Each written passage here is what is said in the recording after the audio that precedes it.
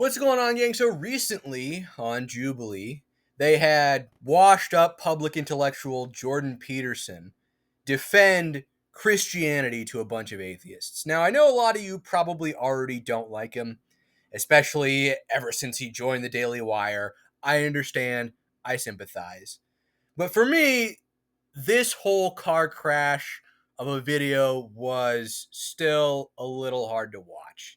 I really wish Jordan Peterson had just slowly faded into obscurity instead of getting so publicly keelhauled like this. I mean, this man has fallen so far. I want to remember the Peterson that was just trying to help young guys out, not the Peterson who is a disingenuous, unstable, probably still addicted to pills shill. I miss those days. Call me nostalgic. But anyway, without further ado, let's just jump right into this train wreck. You're a Christian. You say that. I haven't claimed that. Oh, what is this? Is this Christians versus atheists? Don't be a smartass. Either you're a Christian or you're not. Which one is it? You're really quite something, you are. Aren't I? But you're really quite nothing. Right? You're not a Christian. Okay, I'm done with him. Hello there. I'm Dr. Jordan Peterson. I'm a clinical psychologist, a professor emeritus at the University of Toronto, an author, a podcaster, public speaker, and today I'm surrounded by 25 atheists. Originally this video was actually titled Christian Surrounded by Atheists. It wasn't specific to Jordan Peterson. But, he's also not really the sort of guy who you would want representing Christianity. Now, Christianity means a lot of things to a lot of people, but Jordan Peterson is, in all probability, an atheist who just admires the teachings of Christ, or what he understands to be the teachings of Christ and Western civilization. And he sees leftism as a worse alternative. He's not an actual believer. His understanding of Christianity is interpreted through this lens of kind of Jungian philosophy. And he's always been notoriously cagey about whether or not he actually self-identifies as a Christian or about what he understands God to be. So he's really like the worst person to do this job. He's not even really going to make arguments from pragmatism either. Practically speaking, it would be better to live in a Christian country than a non-Christian country. He doesn't even really do that. A lot of the atheists who challenged him in this video make some pretty idiotic points. Not a lot of them are sharp tools in the shed, though Peterson does rage quit during part of this. And that's one of the things that's so memorable about the whole video. And also he just argues in this very word salad-esque way that people are kind of tired of. Instead of having some sort of long Socratic dialogue about things where we just argue over definitions and talk past each other, just be upfront with people. Jordan Peterson couldn't do that. So those are kind of the two main reasons that I feel like this whole Jubilee video went very badly for him, coupled with the fact that he no longer has the support of the populist right.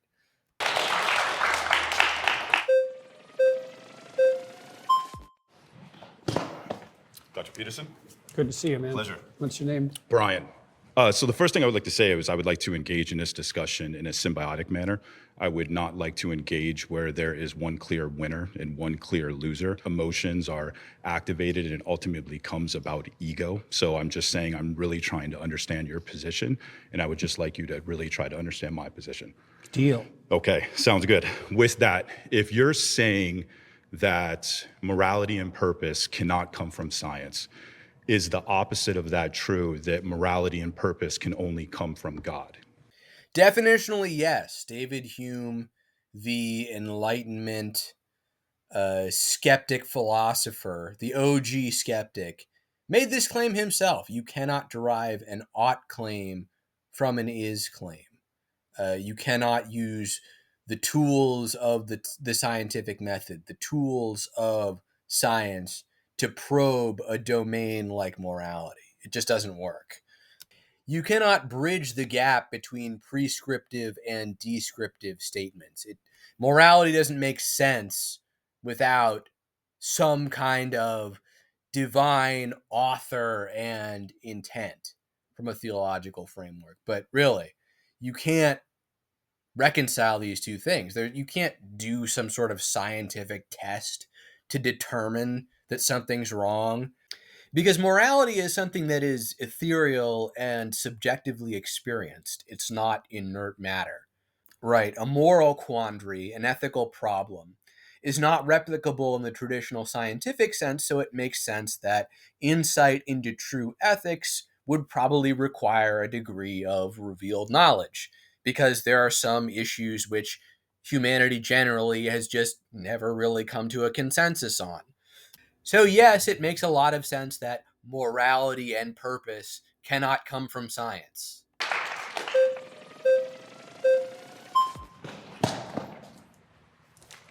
How you doing? Nice to meet you. Nice to meet you. I guess since you said morality and purpose cannot be found in science, it would just depend on like what you're referencing. If you're saying a description of your psychological preferences would be considered within science, sure. But I don't think that you have to say that it comes from science in order to be like an atheist.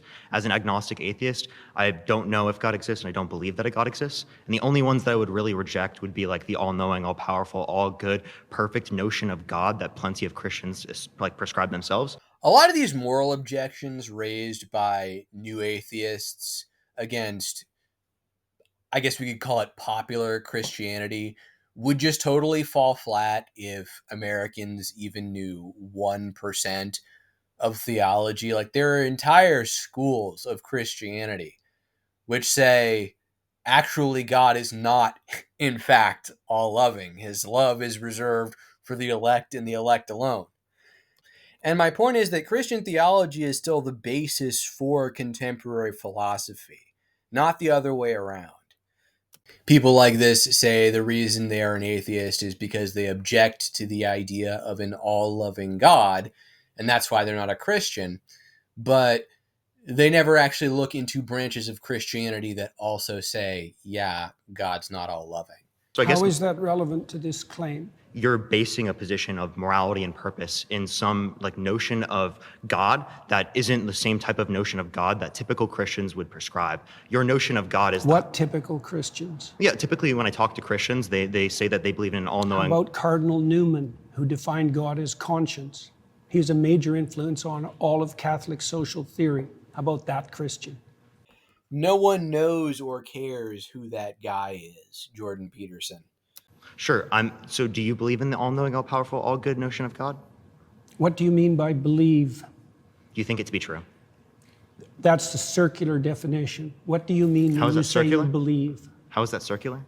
Because you added no content to the answer by substituting the word true and believe. I said you think it to be true. All right. So if What's you a believe belief? something, you stake your life on it. What do you mean by that? You live for it and you die for it. That's what I mean by that. It isn't something that you say. It isn't something that's associated with logical consistency. It's not declarative. It's not propositional. It's not a figment of your imagination. It's the presupposition of your attention and your action. And you're either fragmented, in which case you worship multiple gods, or there's some unity at the bottom of it that makes you an unstoppable force. Okay, so you're saying that you don't believe something if you wouldn't die for it? Not really, no. Okay. So then, How would you define belief? Something you say? Can I explain? Like, I could believe it is the case that this pen exists, but if someone like threatened my life, right, I would lie in order to be able to save my life, right? Like, I think you would do that too. You wouldn't lie to save your Don't be life? so sure. You wouldn't lie to save your life?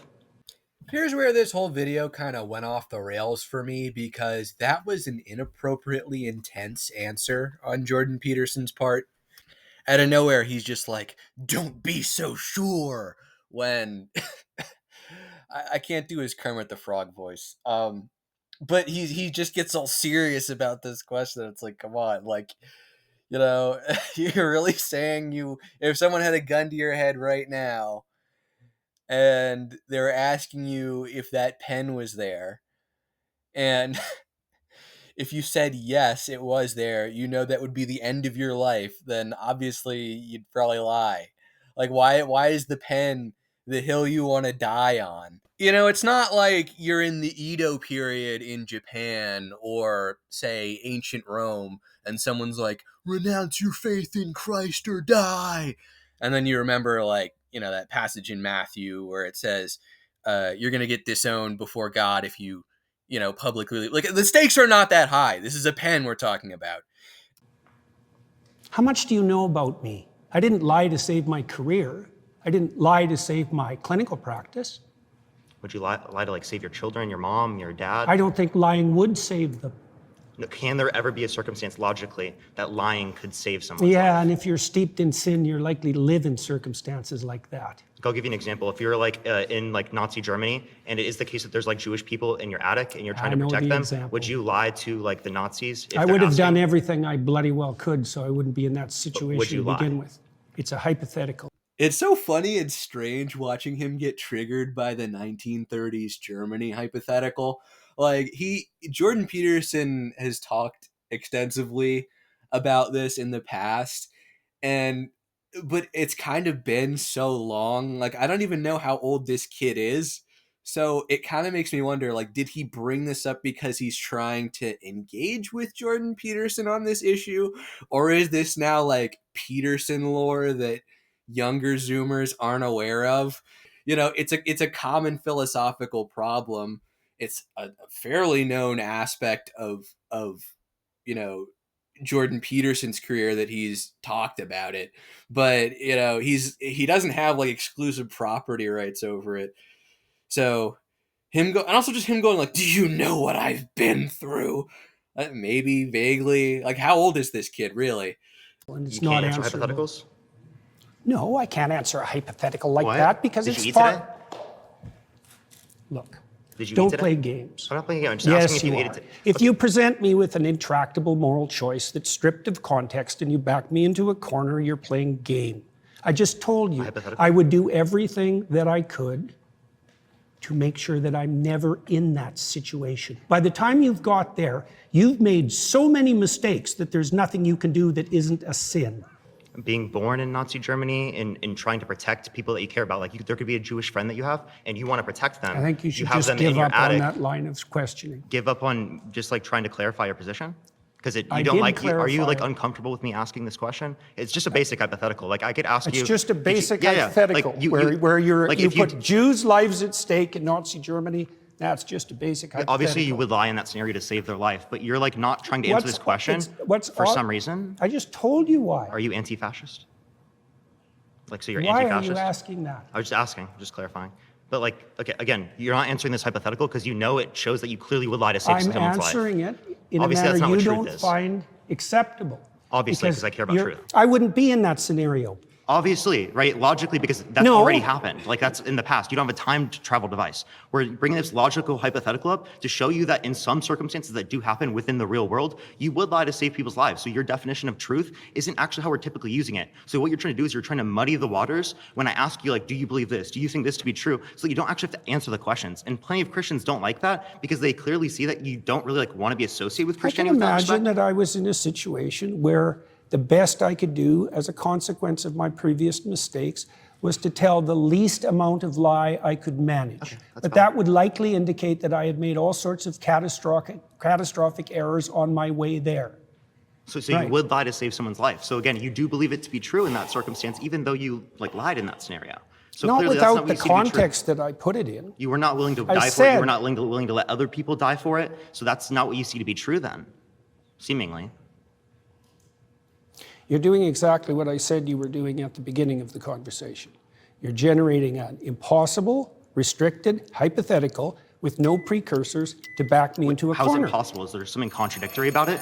Nice to meet you. Yeah, nice to meet you too. Great conversation. Yeah. With Jordan Peterson, he's always obscured whether or not he's really an atheist. And I think to most believers, it would be pretty obvious that he is an atheist. Really, his argument here is kind of like going, it's like he's saying, I can say I believe in God because action follows faith and I behave in a faithful way, therefore I believe. And in that sense, Jordan Peterson would probably consider himself a believer. But this is not the same claim as, I literally believe in the existence of God the Father, a conscious being who is observing my thoughts and actions right now. In conventional Christianity, God is still conceived of as somewhat of a dynamic being, despite having absolute attributes or some absolute attributes. But I'm pretty sure that Jordan Peterson has this totally abstracted and depersonalized understanding of God, which most people would rightly recognize as unchristian. Thank you so much. Really, very thoughtful.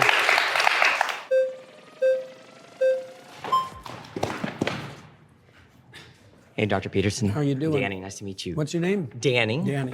You're saying atheists worship things or people or places, whatever. Can you be very clear about your definition of worship again? Attend to, prioritize, and sacrifice for. Okay, that's it. That's your understanding of worship. Well, I could flesh it out, but that'll do for the time we have. Okay. Do Catholics attend to Mary? Well, yes, Okay. So do they fit that description of worship? yes, So you would say Catholics and other people that revere Mary, like the Eastern Orthodox tradition, worship Mary. well, they might not put her in the highest But place. you would put it that way. No, You just said it. Now you're taking it back there's now? still a hierarchy. Okay, there's a hierarchy, but within the There's something at the top. All right, you can worship things Mary below. is quite a ways up the hierarchy, but not at the top. Let's go over your definition of worship again. What's your definition of worship? Attend to, Attend to. Do prioritize, and Catholics sacrifice for. do Catholics attend to? Do they prioritize Mary over all other human beings? No, I didn't say overall, did I? I didn't Well, add that to my definition. you understand. I said there was a hierarchy as well. You attend to So you can Catholic. attend to something trivially, or you can attend to it deeply. Okay, now you're adding stuff to the definition. But your original I definition. added the hierarchy part at the beginning. Are you just familiar? didn't understand it. Are you familiar with the Immaculate Conception? Why is that relevant? Because you go to a Catholic church, don't you? Or you've attended recently. You're interested in Catholicism, aren't you? Sure, All right. Are you familiar with their doctrines? somewhat. Okay, you're Their familiar. doctrines are how very do they deep. regard Mary? Why are you asking me that? Because you're a Christian. You say that. I haven't claimed that. Oh, what is this? Is this Christians versus atheists? And here's the moment that really sank Jordan Peterson in this Jubilee video. Not simply because it became so painfully obvious that he's just playing these tedious semantic games with language, but also because it exposed his hypocrisy on this issue. You know, you can't be taken seriously if you're going to grandstand about not lying, even over whether or not a pen exists right in front of you, and then fumble on a question like this, you know, saying, oh, I haven't claimed that. Like, no, if you are a believer, now is the time to witness. I don't know. You don't know where you are right now. Don't be a smartass. Well, and I mean either it, you're a 'cause I Christian won't or you're talk not. to you if you're a smartass. Oh, either you're a Christian or you're not. Which one is it? I could be either of them, but I don't have to tell you. You don't have to tell me. I was under the impression private. I was invited to talk to a Christian. Am I not talking to a Christian? No, you were invited to. I think everyone should look at the title of the YouTube channel. You're probably in the wrong YouTube video, You're really quite something, you are. aren't I? But you're really quite nothing, right? You're not a Christian. Okay, I'm done with him. This was such a dumb thing for Jordan Peterson to go and do. You know, I'm probably way closer to popular notions of what a Christian is than Jordan Peterson, but I still wouldn't represent myself as ever like defending Christianity generally. You know, I'm like a cross between an old school Presbyterian and a traditional Adventist. So I know a lot of the responses I would give to um, a lot of questions or assumptions that about Christian ethics these atheists would have. You know, I know my responses would be fairly atypical. Like I think of things in a different enough way that I would acknowledge that instead of acting like Jordan Peterson and, as one commenter on this video so aptly put it, pretending to be Schrodinger's Christian. I also think this whole debate really showcased how out of touch Jordan Peterson is. No one has time for someone who won't speak plainly and stick to their guns these days. People aren't really interested in any of the metaphysical speculations he has to offer right now. I mean, for the time being, as a culture, we are done with these sorts of conversations. If I were to talk to an atheist, I wouldn't try to convince them of the existence of God, since I don't think this is something that can be empirically proven. Faith itself is a gift from God which cannot be argued into another person. Personally, I would point out the obvious shortcomings and failures in our culture and advocate for a more conservative society with some form of traditional Christianity as the glue. Because my question is, okay, we had this whole deconstruction of the Christian religion. We had all those very public, high profile conversations with all the new atheists like Sam Harris and Richard Dawkins and Christopher Hitchens, et cetera, et cetera. And I also have to ask whether or not they really think our culture is actually any better off after having had these kinds of conversations. Because uh, modern sensibilities are constantly being tested and pressed, and we're constantly forced to decide what constitutes acceptability. I don't think new atheism alone caused this whole situation, but it certainly has contributed to this country's collapse in shared values. Over the past decade, we've seen social media normalize a lot of very shocking and questionable behaviors. And it's just so obvious to me that our collective sense of decency is in the sewer. And if people want to sort of respond to that and say, oh, make it some sort of like libertarian consent based thing where, oh, so long as it's two consenting parties, it's morally permissible. So, like, you're fine with OF existing and people being rewarded for boundary pushing sex acts and millions of men being simps. I don't want to live in an America where people are just losers and we have this culture that's overrun by losers. The more I think about it, the less and less I even believe in the freedom to be a loser. Anyway, that's it for this video. I hope you enjoyed it, and Red Channels will catch you in the next one.